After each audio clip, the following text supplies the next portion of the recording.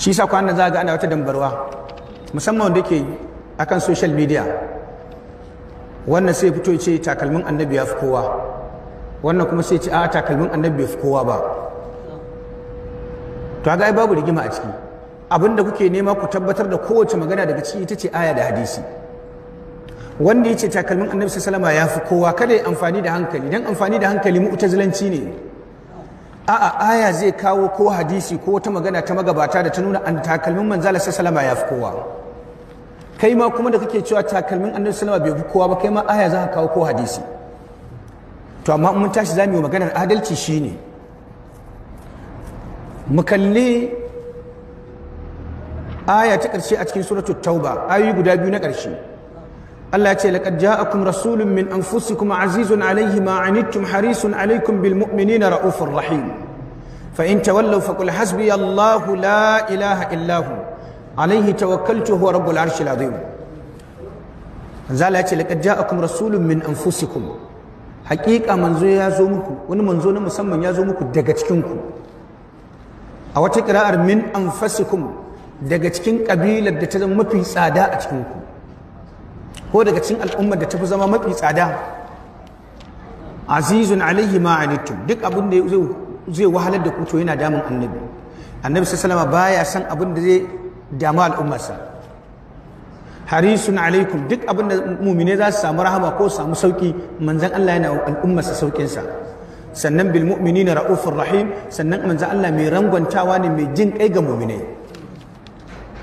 To kaga wannan annabi manzon Allah yana rangwantawa, yana jin kai ga mu'minai, kuma Allah ma ya siffanci da wannan. Muna gane ha da Allah ya ce sai yaqulu sufaha'u minan nas wa kadhalika ja'alnakum ummatan wasatan litakunu shuhada'a 'alan nas wa yakunu ar-rasulu 'alaykum shahida وما جعلنا القبلة التي كنت عليها إلا لنعلم من يتبع الرسول ممن ينقلب على عقبيه وإن كان لكبيرة إلا على الذين هدى الله سيتي وما كان الله ليضيء إيمانكم إن الله بالناس لرؤوف رحيم. kaga Allah da kansa yace lalle Allah game da mutane mai tausasawa ne, bai jin kai ne. To kaga wannan hujja ce ta farko da manzo Allah yadda yake mu'amalantar mu'mini. Sannan mun kalli hadisin Anas, hadisin Bukhari, in tsanani ya tsanani za a tafi neman ceto, ana so Allah ya hukunci kowa ya san matsayinsa, za a je gurin annabi Adam ya ce ba zai iya ba. Daga nan sai gurin annabi Ibrahim, daga nan sai gurin annabi Musa, daga nan sai gurin annabi Isa, daga nan sai gurin annabi Muhammad sallallahu alaihi wasallam.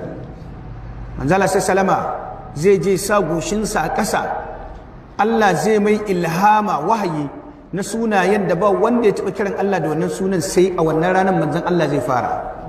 Zai kira Allah, manzon Allah zai ce da manzon Allah sai salma irfa ra'sak, ya makin Allah dago kanka, sal tu'ta, roki duk abin da kake so zan baka, washfa tushaffa, nemi ceton duk wanda kake so al'ummaka, ni kuma zan baka ceton sa. Manzon Allah zai yi ceto,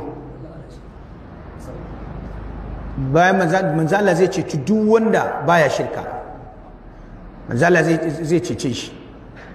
Manzon Allah zai ceci wanda yake da imani daidai da ƙwayar sha'ir. Bayan nan zai koma ya roƙa, za a ba shi dama ya ceto duk wanda yake da imani daidai da ƙwayar komayya. Daga nan manzon Allah sallallahu alaihi wasallam zai tafi gurin Allah yana ummati ummati ummati ummati la illallah, kuma ka mutu baka shirka ba, to za a ba manzon Allah ceton kai tafi aljanna da kai. Wannan al'ummarsa kenan, akan al'ummarsa ya je sa goshi a ƙasa.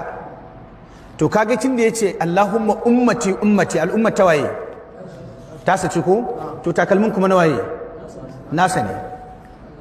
Dan Allah bari in ma tambaya, da ɗanka da takalmin ka wanne ka fi so? Ku bani ansa. Da ɗan da ka mallaka da takalmin da ka mallaka wanne ka fi so? To mu al'ummar annabi ne, mu mallakar annabi ne, sannan shi ma takalmin mallakar annabi ne. Amma a babin adalci kai ka ce ka fi son ɗanka akan takalminka, yanzu ka yi wa annabi adalci ka ce ya fi son takalminsa akan al'ummarsa.